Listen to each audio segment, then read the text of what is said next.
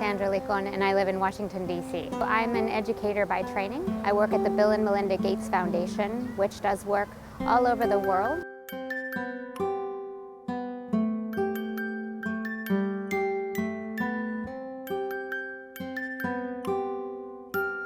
I can definitely appreciate that China has been going through a significant amount of change in the last 20 years. Once you're here, you start to get a sense of the magnitude. In the last 40 years, you've had progress and change that in most other places has taken over 100 years.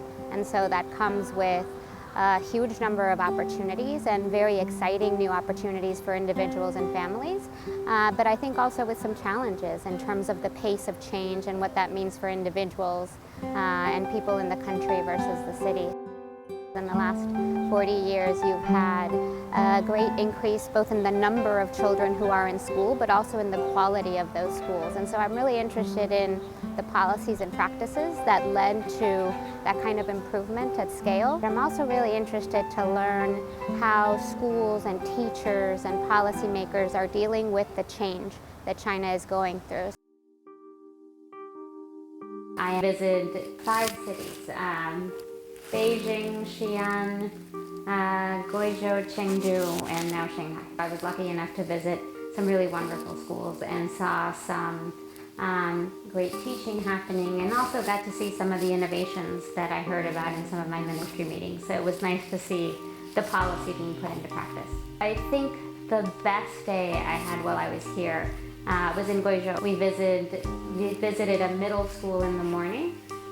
And it is a middle school that is a boarding school, so the majority of their students are left behind students, where their families have either moved to a large city or they're working in a place that's far away. And it was really exciting to spend time with the teachers there and to really understand the level of commitment that they have to their students, because they know they don't just need to meet their academic needs, they also need to meet and support their emotional needs, because for all intents and purposes they're their parents and their family.